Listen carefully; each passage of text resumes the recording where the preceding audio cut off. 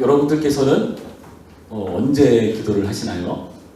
물론 화요 중보 기도 시간에 기도를 하죠. 예. 그리고 새벽 기도에 나와서 기도를 하기도 하고요. 근데 그런 거 말고 내가 어떤 정해진 그러한 내 습관을 들여서 기도하는 것 말고 특별히 내가 이때 기도를 해야겠다 하는 그런 생각이 들 때가 있잖아요. 내가 나의 의지로 이때는 좀 기도를 해봐야겠다. 이런 때는 좀 금식을 해봐야겠다 하는 그런 특별한 생각을 할 때가 있을 겁니다. 보통 그럴 때가 언제던가요? 보통 자녀 문제. 네, 자녀 문제 그렇죠. 예. 자녀 문제 제일 그렇죠? 자녀 문제가 제일 크죠. 예.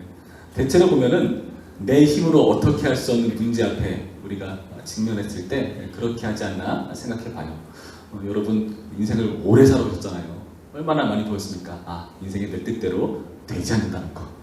여러 번 마음에 드는 길을 선택을 하고 그에 대한 어떠한 여러 가지 혜택들을 입었던 적이 얼마나 되는가를 되짚어 보면은 사실 별로 없지 않던가요? 그렇죠? 어떻게 하다 보니까 지금 이 자리에 왔고, 저도 어떻게 그렇게 하다 보니까 지금 여기 있습니다. 저도 여러분을 만나게 되었죠. 참 우리가 기도한다는 것은 우리의 힘으로 할 수 없는 문제들이 있기 때문에 그래서 기도하는 것 같다는 생각을 가져봅니다. 그래서 어찌 보면 하나님께서 좀 이상한 편인데 짓궂으시다고 해야 되나? 좀 이상한 불교형 같긴 하지만은 참 우리의 기도 받고 싶으셔가지고 일부러 그런 힘든 자리로 우리 기도를 잘 아시니까요. 얘는 이렇게 안 하면 안 찾아온다. 그런 것처럼 그런 식으로 우리를 인도해 가신 것 아닌가 하는 생각을 가져볼 때가 있습니다. 우리는 힘이 없고 연약하고 나이가 많아지면서 점점 하나님을 의지할 수밖에 없는 그런 존재들이죠. 오늘 본문을 보시면은 정말 이렇게 연약함 때문에, 나의 부족함 때문에, 나의 힘으로 어찌할 수 없는 그런 지경과 형편에 놓였기 때문에 힘들어하는 사람들의 모습을 보여줍니다. 그게 무엇인가 하면은 이스라엘 지금 군대들의 모습을 보여주고 있거든요. 이들은요 지금 굉장히 곤란한 상황 가운데 있습니다. 기드온이라고 하는 그 이스라엘 쪽에 그런 전쟁을 도맡아 하는 그런 역할을 맡은 사람과 그의 군대라고 표현을 해요. 그리고 상대쪽 진영에는 미디안 군대가 있습니다. 그래서 그들이 지금 이렇게 대치 중에 있는데 나중에 8장 10절의 말씀에 근거해 볼 때 그 차이가 어마무시하거든요. 한번 생각해 보세요. 기드온과 그의 군대는 32,000명 정도입니다. 그리고 미디안 군대는 135,000명이에요. 감이 오시나요? 자 봅시다. 32,000, 135,000, 10만 명 정도가 차이가 나잖아요. 저처럼 숫자 약한 사람들이 감이 잘 안 와요. 그래서 저 같은 사람을 위해서 성경은 아주 친절하게 그 광경을 이렇게 묘사를 해줍니다. 12절 말씀을 보면은 이렇게 묘사를 하거든요. 그러니까 상대쪽 진영의 모습입니다. 미디안과 아말렉과 동방의 모든 사람들이 골짜기에 두었는데 메뚜기의 많은 수가 같고 그들의 낙타의 수가 많아 해변의 모래가 많은 같은지라. 그 메뚜기가 많다는 건 저는 별로 본 적이 없어요. 메뚜기 많이 있는 거는. 그런데 뭐 출애굽기를 보면은 그 10가지 재앙 중에 거의 말미에 등장하는 재앙이잖아요. 점점 재앙이 커지면서. 그러니까 굉장히 심한 재앙이죠. 그 메뚜기가 굉장히 많다. 그렇죠? 그 메뚜기가 많은 수처럼 보인다. 그리고 낙타의 수가 많다. 그 당시 이동수단이니까요. 그 낙타의 수가 해변의 모래같이 많다. 한번 떠올려보죠. 우리 바로 앞에 그런 상대가 있는 겁니다. 여러분 이게 전쟁이 됩니까? 이 전쟁하러 나올 게 아니라 다 도망쳐야 되지 않을까요? 이 나라는 이제 끝났어 하고 도망쳐야 되는데 지금 이러한 굉장히 일할 사람이 적어서, 그러니까 군인이 적어서 난감한 상황 가운데 있다는 거죠. 여러분 군인이 적다는 것은 굉장히 심각한 문제잖아요. 그렇죠? 여러분 우리가 자녀가 점점 적어지는 게 왜 심각한 문제입니까? 나라가 정말 위태로운 상황이잖아요. 군대 보니까 막 이자부자도 막 없었다고 말을 하는데 좀 불안하더라고요. 그걸 딱 들으니까. 정말 이렇게 많은 상대 앞에 초라해 보이는 그런 인원, 그렇게 처해 있는 그런 이스라엘 모습인데요. 여러분 우리도 이럴 때 있지 않던가요? 여러분이 뭔가를 어떻게 해야 되는데 할 수 없는 상황 가운데 있을 때, 그렇죠? 정말 만연자실에 있을 때 그럴 때가 있습니다. 아무런 소망도 없고 소원도 없고 그때는 그냥 모르겠다 하고 벌떡 누워버리고 그렇게 인생을 그냥 포기해버리고 살아가는 그런 모습도 많이 보는데요. 그런데 이런 상황 가운데 하나님께서는요, 뜻밖의 말씀을 주고 계시다는 거죠. 2절 말씀 보시면은 하나님께서 이렇게 말씀하시죠. 여호와께서 기드온에게 이르시되 너를 따르는 백성이 너무 많다. 아니 10만 명 이상이 차이 나는데 너무 많다라고 말씀하신 건 또 뭘까요? 그래서 어떻게 하자고 하시는가? 3절 말씀 보시면은 이제 너는 백성의 귀에 맺혀 이르기를 누구든지 두려워 떠는 자는 길르앗산을 떠나 돌아가라 하라시니 이에 돌아온 백성이 2만 2천 명이요 남은 자가 10,000명이었더라. 지금 두려워 떠는 자는 돌아가라 라고 말씀하십니다. 그랬더니 몇 명이 남아요? 10,000명이 남았어요. 이제 13만 대 10,000명입니다. 13대 1이죠. 끔찍하죠. 자, 그런 상황이 되어 있습니다. 왜 두려워 떠는 자를 보내라고 하셨는가? 잘 모르겠어요. 근데 신명기서에 근거하면은 실제로 그 율법 말씀에 의하면 전쟁 중에 여러 가지 여건들이 있는 사람들을 돌려보내라는 말씀인데 그 중에 그런 두려워 떠는 사람들이 사기를 떨어뜨릴 위험이 있기 때문에 돌려보내라는 표현이 있기는 해요. 그런 표현이 있습니다. 그런데 정말 그 두려워 떠는 자들이 사기를 떨어뜨리니까 돌아가라고 했을까요? 13만 명 중에서요. 봅시다. 두려워 떠는 자를 돌려보냈다. 지금 이 말씀이 여러분 여기서는 성립될 수가 없습니다. 그러면요 하나님의 말씀이 맞지가 않아요. 왜냐하면은 자 2절을 잘 보세요. 2절 뒷부분에 뭐라 되어 있는가 하면은 내가 그들의 손에 미디안 사람을 넘겨주지 아니하리니 이는 이스라엘 나를 거슬러 스스로 자랑기를 내 손이 나를 구원하였다 할까니라. 그러니까 무슨 말이냐면요 두려웠다는 자들을 다 돌려보냈어요. 그럼 남아있는 사람들은 반대로 두려워하지 않는 사람들한테 드리잖아요. 그렇죠? 근데 이 사람들이 전쟁에서 이겼다. 그거 쳐봅시다. 그럼 어떤 일이 발생할까요? 너네들은 두려워하고 그 적국 앞에서 막 겁내하니까 여기 나설 수 없어. 그러나 우리는 용감했기 때문에 이길 수 있었어. 그런 자랑 나오지 않겠습니까? 저는 충분히 그런 자랑 나올 수 있다고 생각해요. 더욱이요. 그렇죠? 이런 상황이라면. 근데 지금 하나님께서 돌려보내신 목적은 뭐냐? 그들이 사기를 떨어뜨릴까봐 그런 이유가 아니라 뭐라고요? 내 손이 나를 구원한다 할까 아니라 자기들이 스스로 잘났기 때문에 우리가 뭔가 능력이 있어서 용기가 있어서 이겼다고 자랑할까봐 그런 말 나오지 않게 하시는 분이시라는 거죠. 그러니까 단순히 너네는 사기를 떨어뜨려 도움이 안 돼 그러니까 돌아가 그런 의도는 결코 아니라는 겁니다.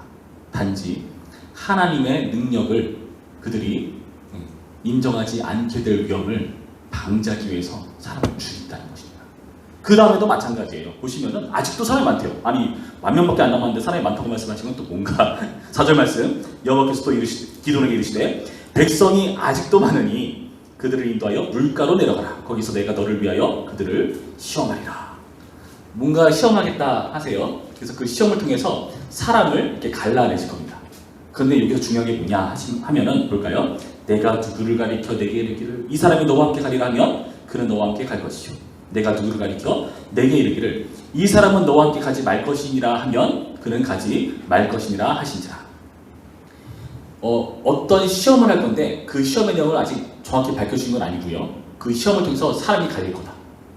그 중에서 내가 이 사람들이랑 함께 해라 라고 할 때 그 사람들을 남겨두고 그렇지 않은 사람은 돌려보내라는 거예요. 그러니까 하나님께서 미리 어떤 사람을 택할지 알려주지 않으신 겁니다. 여러분 이게 중요해요. 자, 그 상황에서 그 다음 구절 봅니다. 5절 이에 백성을 인도하여 물가에 내려가매 여호와께서 기드온에게 이르시되 누구든지 개가 하는 것 같이 혀로 물을 핥은 자들을 너를 따로 세우고 또 누구든지 무릎을 꿇고 마시는 자들도 그와 같이 하라 하시더니 손으로 움켜 입에 대고 하는 자의 수는 300명이요 그 외의 백성은 다 무릎을 꿇고 물을 마신지라. 그렇게 했더니 하나님께서 7절에 물 핥아 먹은 300명으로 너희를 분하겠다 말씀하십니다. 지금 볼까요? 개가 하는 것처럼 물을 하는 사람들이 있었고요. 그리고 무릎을 꿇고 마시는 자들도 있었어요. 자, 여기서 보면은 하나님께서 누가 될지를 선택하지 않았습니다. 만약에 제가 기드온이었으면은 그 분위기에서 하나님께서 어떤 사람을 택하실까? 참 지도자 입장에서는 그런 생각이 있을 것 같아요. 저 사람은 꼭 있어야 되는데 하는 그런 사람이죠. 저 사람은 힘이 센데, 저 사람은 그래도 재력이 좀 있는데, 저 사람은 아는 사람들이 많은데 등등 여러 가지 조건이 있는 사람들이 있죠. 그런 사람들 데려와서 넌 여기 있어야 돼 하고 싶지 않겠습니까? 근데 그런 거 아예 사전에 방지해 버리신 거예요. 여러분 왜 여기서 개가 하는 것처럼 서로 물을 하는 자들을 선택하였을까요? 왜 무릎 꿇고 마시는 자들을 선택하지 않으셨을까요? 뭐 제가 예전에 들었던 설교는 뭐 다양한 얘기들이 있는데요. 뭐 막 무릎 꿇고 마신 자들은 너무 성급하고 신중하지 못한 사람이다. 이렇게 해석하시는 분들도 계세요. 근데 저는 잘 모르겠어요. 본문에서는 설명 안 해요. 그 이유를 밝히지 않아요. 그러니까 몰라요. 그러나 중요한 것보다 지금 하나님께서는 더 적은 사람들을 선택하셨습니다. 더 적은 쪽을 선택하셨어요. 그러니까 하나님께서 보시면 지금 보면은 내 손이 나를 구원할까 할까 하는 그런 말 나오지 않게 하시려고 정말 이들이 도저히 가능성이 없겠는데 하는 지경까지 지금 몰아가시는 거예요. 봅시다. 300명 남았고 그리고 그 백성 다 무릎을 마셨어요. 10,000명 중에서 300명 빼고 나머지가 다 그렇게 하는 거죠. 9,700명 맞나요? 그 사람들 다 그렇게 마신 거예요. 하나님께서 보시면서 그래 300명은 너무 적다. 너네랑 같이 하자. 그러시진 않을 거 아니에요. 그렇죠? 하나님께서 단지 더 적은 쪽을 선택하시는 겁니다. 여러분 오늘 말씀을 통해서 우리가 생각해 봐야 돼요. 지금 오히려 이 개가 하는 것처럼 혀로 물을 핥는 자들은요 뭔가 신중해 보이는 그렇게 우리가 해석할 수도 있겠지만은 사실 개라는 표현은 그 유대인들 입장에서는 부정적인 표현이잖아요. 그 부정적으로 묘사한 거거든요. 그리고 누굴 택할지 알 수 없는 그런 상황 가운데서 하나님께서는 그저 적은 쪽을 택하셨다는 해석밖에 여기서 할 수가 없어요. 아무리 봐도 그래요. 안 그러면 우리는 의미를 자꾸 주입해야 돼요. 뭐가 이유가 있어서 택하셨을 거야. 우리도 그렇죠. 우리 인생에서도 하나님께서 나를 이 목자를 맡기시면서 뭔가 이유가 있어서 택하셨을 거야. 자꾸 이유를 찾아갑니다. 근데 이유를 찾을 필요 없습니다. 하나님께서 보시면은 정말 저 사람 답 없다. 그런 사람들을 택하셨어요. 그래서 여러분 보시면은 항상 지도자가 되는 사람들은요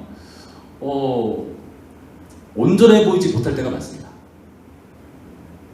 그래서 어떨 때는 저는 이런 생각 들었어요. 정말 지도자가 된다는 것은 대표를 욕먹는 자리에 주겠다. 정말 백성들 그리고 국민들 정말 힘들고 괴로울 때 그냥 그 사람 욕이라도 하라고 생각할 수도 있지 않을까 하는 생각이 살짝 들었어요. 왜냐면 역대 대통령 욕 안 먹는 사람 없는 것 같아요. 그렇죠? 다 파싹 밀어서 이렇게 그만두잖아요. 여러분 봅시다. 온전한 사람을 택하지 않는 하나님. 그렇죠? 물론 우리 다임 목사님 좀 예외 같긴 해요. 근데 보면은 가끔 보면은 정말 내가 하면 더 잘할 것 같은데 싶은 생각이 들 때가 있을 수 있죠. 그리고 저 사람이 하필 우리 목자가 돼가지고 왜 우리 담당 그런 교역자가 돼가지고 우리가 이렇게 힘든가 하는 생각이 항상 보면은 들려오는 것 같을 때가 있다는 거죠. 이런 무슨 말일까요? 배터리를 잠시 갈도록 하겠습니다. 다행히 우리 부족한 교회는 다들 완벽하신 목자분들만 있는 걸로 하도록 하겠습니다. 자, 하나님께서 이러한 소수의 사람을 택하신 것은 하나님의 능력을 보여주기 위해서라는 겁니다. 이게 중요합니다. 소수 정예가 아니에요. 300 용사 우리 붙이고 싶었는데 아니에요. 용사 아니에요. 하나님의 능력을 보여주는 거죠. 하나님이 용사십니다. 그래서 남아있는 사람들을 통해서 하나님의 능력을 보여주시는 겁니다. 여러분 적은 수를 택했다는 것은 뭐냐면은 그 과정에서 우리가 뭔가 이유를 찾고 내가 뭔가 잘난 구석이 있어서 그럴 거야, 우리가 뭔가 대단해서 그럴 거야 하는 그 모든 것들을 하나님께서 계속해서 잘라내시잖아요. 여러분 이것을 재련 과정 같다고 생각하면 될 것 같습니다. 금을 뜨거운 불에다가 달구면서 어떤 부수물들을 다 이렇게 녹여내리는 거죠. 그리고 정금만 남겨두는 그런 재련 과정. 여러분 하나님께서 우리에게 그런 재련 과정을 허락하신다는 겁니다. 물론 그래서 우리 인생이 고달플 수도 있어요. 그러나 그 과정을 통해서 우리가 남들은 보지 못하는 특별한 것을 볼 수 있어요. 하나님의 능력과 하나님의 역사와 그 사역들을 우리가 확인할 수가 있다는 겁니다. 여러분 우리가 이 시간에 이렇게 많은 사람들이 함께하지 못하더라도 이 시간에 정말 모이기 어려운 시간이잖아요. 모여서 기도하고 하는 것들, 이 모든 것들이 하나님의 능력을 볼 수 있는 기회인 줄로 믿습니다. 여러분 약한 부분 있으십니까? 연약한 부분 있으십니까? 능력이 있으신 하나님을 의지할 수 있는 기회입니다. 사도 바울이 그러잖아요. 나는 나의 약한 것을 자랑한다. 내가 약할 때 강한다. 하나님의 능력을 볼 수 있는, 하나님이 내가 약한 데서 강한 것을 드러내시는 그런 기회다 라고 말씀하지 않습니까? 여러분 오늘 말씀을 통해서 나는 약하지만 강하다. 내가 약하니까 나에게 그 능력 많으신 전능하신 하나님께 기도할 수 있는 기회가 된다. 그 하나님의 일을 우리는 볼 수 있다 하는 그런 기대감으로 이 기도회를 함께 누리시는 우리 모두가 되기를 주님의 이름으로 축원합니다.